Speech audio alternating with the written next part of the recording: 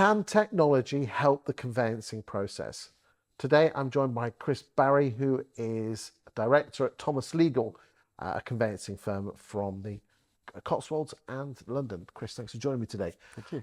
There's a lot of tech out there. I mean, I'm going to mention names here, Cojute, there's got the Law Society, you've got coming up with tech, you've got MIO coming up with stuff as well, MI Group. There are basically golden wonders. They're going to sort everything out. Is it going to sort the conveyancing process out?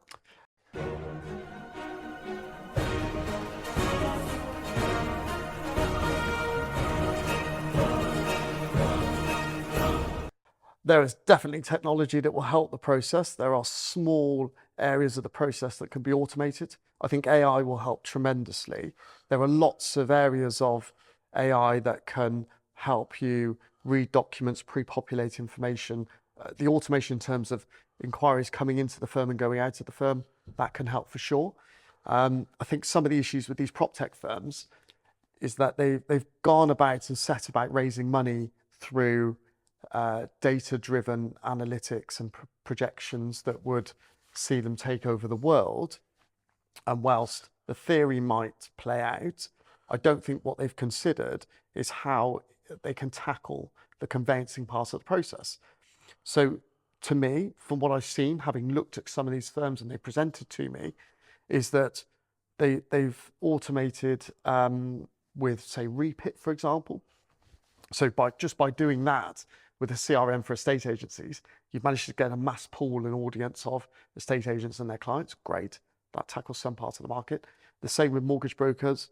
They can just dip in and out of some of the big, again, CRMs probably, that capture most of the networks. But you can't do that with law firms. The biggest issue is that there are 4,500 firms. The vast majority of them. There's 13,500 estate agency firms. Yes. It's a huge long tail. Yes, there are. Surely it's getting those baby ones on board, isn't it? Because that's the thing. issue. Everyone's got to be on it for it to work really well. Yes. Hasn't it? So I would love to know the data, but so many of them are using different case management systems that, one, can't integrate, even if they wanted to, but two, these one-man bands can't afford integration. So who's fronting the cost for the dev work?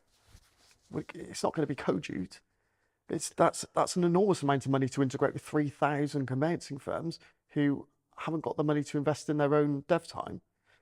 So some of them haven't got a case management system at all. Well, it's just like a spreadsheet or a big pile of papers. Exactly. So when I say not many at all, I mean not many by volume. So these people are only doing, say, one deal a week, but there are thousands of them. So to go round and sweep them all up is almost impossible. And surely, if you've got 5 people in the chain and one of them is, should we say, tell the ladies and gentlemen at home about the number of agents, the number of solicitors that are remaining open because of their PI insurance. Just share that before we. Yeah. So sadly, there are about half of the amount of conveyancing firms practicing in the UK right now are coming to the end of their life cycle as a self-employed lawyer. Dabbling, I would say, is probably the best word to describe it. And ideally would like to call it a day. The trouble is they can't, because they need to carry on paying their indemnity insurance for 6 years after they close the doors. And that's an extortionate amount of money. So they need to carry on trading. How much are we talking? Oh, well, yeah, a lot. Depends on the volume of work they're doing. But it's probably 10 grand? It's probably tens of thousands, yeah. What, 30, 40, 50? Yeah. For a one-man, one-woman band? Yeah, maybe between 10 and 30 for a one-man band, but that would go up substantially the more they do.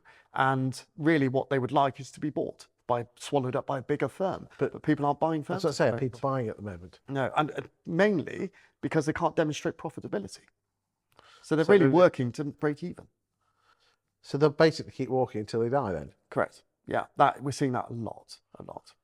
Isn't that awful? It's terrible. It's terrible. But there was a period where lots of firms were being swallowed up by the likes of Red Kite. They were really famous for just going around buying up firms of sort of 2, 3, 4 strong. And that was a reasonable business model. The trouble is with them in the conveyancing world is they're not charging enough. So when volumes dropped considerably last year, they found themselves not buying anymore because the firms they had were struggling. So coming back to the original question, can AI and tech save the conveyancing process and in essence quicken it up?